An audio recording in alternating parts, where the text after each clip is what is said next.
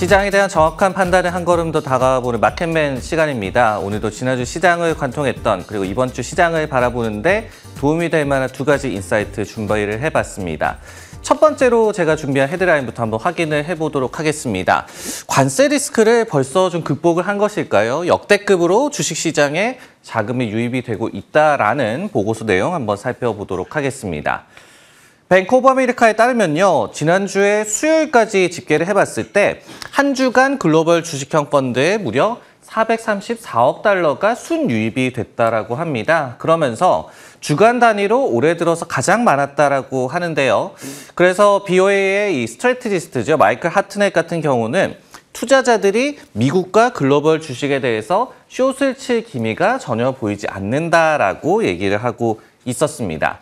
물론 이제 이 상호 관세 부과를 앞둔 4월 2일로 지금 예상이 되고 있죠. 이를 앞둔 좀 엇갈림 현상은 좀 나타나고 있었는데요. 예를 들어서 관세에 따른 좀 타격이 예상이 되는 국가죠. 캐나다의 소기업에 대한 낙관론은 역대 최저 수준까지 좀 떨어지는 것으로 자금 플로우상 나타났고요. 주식 대비 관세로 인한 경제 충격이 덜할 채권형이라든지 그리고 금 관련 자산에 대한 관심도 그래도 늘어났다라고 이번엔 분석 내용이 나왔습니다. 네, 이렇게 이 주간 자금 플로우를 좀 보면서 시장에 대한 움직임을 좀 관측을 해봤는데요. 관세에 매몰된 시장이었는데요. 그렇다면 앞으로도 뭘 봐야 할지 좀 더 살펴보도록 하겠습니다. 저는 세 가지 좀 포인트를 꼽아봤습니다. 첫 번째는요, 뭐니 해도 경기 침체 가능성, 그러니까 관세로 인해서 경기가 얼마나 충격을 받을지가 중요한 상황이다라고 보여집니다. 가장 최근 같은 경우에는 이제 골드만삭스가 미국의 올해 성장률 전망을 기존의 2.4%에서 1.7%로 하향 조정을 했는데요. 역시 세 가지 이유를 꼽고 있었습니다. 첫 번째로는 관세 전쟁으로 인해서 결국은 인플레이션이 촉발될 것이다라는 내용이 있었고요. 두 번째로 금융 환경 경색도 좀 우려를 했습니다.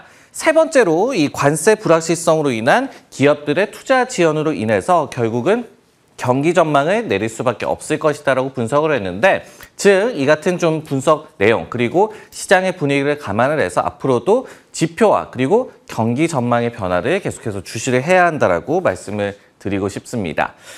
두 번째 포인트는요, 결국 이제 개별 기업들의 코멘트도 저희가 좀 주시를 해봐야 될 것 같습니다. 역대 가장 많은 S&P 500 기업들이 컨퍼런스 콜에서 관세를 언급을 하고 있다. 즉 기업들도 어느 때보다도 이번에 관세 충격을 우려하고 있다는 내용이 계속해서 전해지고 있는데요. 그렇기 때문에 개별 기업별로 이제 임원진들의 코멘트를 잘 봐야 하겠다라고 강조를 드리고 싶습니다. 예를 들어서 나이키 같은 경우에 지난주 금요일 장에서 5% 이상 급락을 했습니다. 근데 경영진이 이런 코멘트를 전했어요.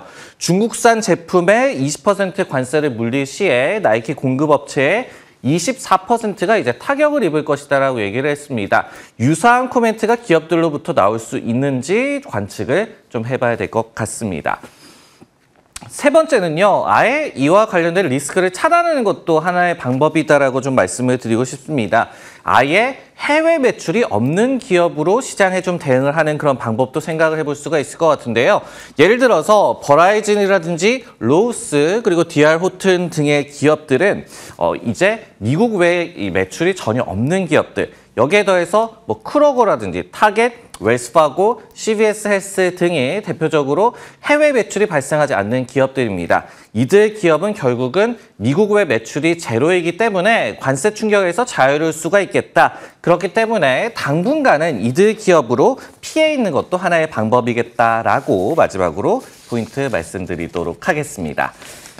네, 이번에는 두 번째 헤드라인으로 한번 넘어가 보도록 하겠습니다. 숫자로 보는 M7 얼마나 안 좋았는지 M7에 대한 이야기로 넘어가 보도록 하겠습니다. M7 종목들이 올해 모두 부진한 이런 흐름을 보이고 있죠. 그러면서 각 종목별로 얼마나 지금 고통을 받고 있는지 한번 정리를 해봤습니다. 엔비디아 같은 경우에는 올해 들어서 주가가 한 15% 정도 빠졌고요. 그리고 1월 달에 고점 대비해서도 지금 한 20% 정도 주가가 하락한 상황입니다. 두 번째로 알파벳 같은 경우에도 10% 이상 하락을 하면서 전고점 대비해서 약간 20% 정도 하락을 하고 있고, 마이크로소프트 같은 경우에는요, 2008년 이후에 가장 긴 8주 연속의 하락세를 기록하기도 했습니다. 테슬라 같은 경우에는 지난주 말미에는 이제 반등을 하기는 했지만은 연으로 보면은 30% 이상의 하락세를 보이고 있고요. 애플과 마찬가지로 시가총액이 7천억 달러 이상이나 증발하는 부진한 흐름을 올해 좀 보여지고 있는 상황이고, 아마존 같은 경우에도 2022년 5월 이후에 최장 기간인 7주 연속으로 하락세를 좀 주간 기준으로 보이고 있고요. 마지막으로 메타 플랫폼스 같은 경우에는 굉장히 최근까지도 연간 상승세를 그래도 유지를 하다가 이제는 약보합권으로 좀 마감을 하는 모습이 나왔고, 그리고 역시 2월 달에 전고점 대비해서 약간 20% 정도 하락한 상황이 나와주고 있습니다. 네, 이렇게 M7 종목들의 어떤 정도의 고통이 나오고 있는지 숫자로 정리를 해봤는데요. 그렇다면은 M7이 빠질 만큼 빠졌을까 어떻게 좀 바라볼지 생각을 더 해보도록 하겠습니다. 일단은요, M7 종목들도 관세 불확실성은 피해가지 못하고 있다는 점을 강조를 드리고 싶습니다. 특히 이제 엔비디아라든지 애플 같은 이 기업들은 큰 영향이 있을 것으로 좀 예상이 되고 있는데요.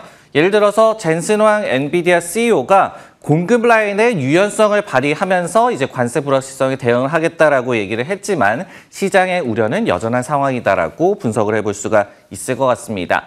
이렇듯이 관세 불확실성도 피해가지 못하고, 그리고 M7의 주가가 반등할 것이다라고 물론 확신할 수는 없습니다. 하지만은 지금 시장 전체의 상황과 마찬가지로 빠질 만큼 빠졌다라는 인식은 지금 투자 심리 개선에 좀 도움이 될 수가 있겠다라는 말씀을 좀 드리고 싶습니다.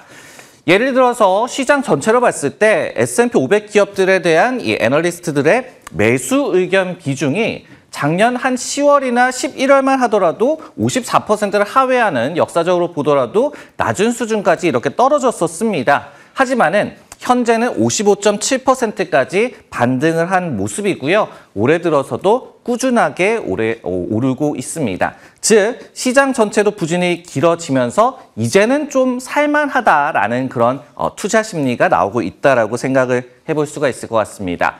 섹터별로 보더라도요, IT 및 커뮤니케이션 서비스, 그러니까 M7 종목들이 많이 포함된 그런 섹터 같은 경우에는 에너지의 65%에 이어서 이 매수 의견의 비중이 가장 높은 섹터, 63%의 지금 의견이 매수를 가리키고 있다는 점을 좀 생각을 해봐야 될 것 같고요.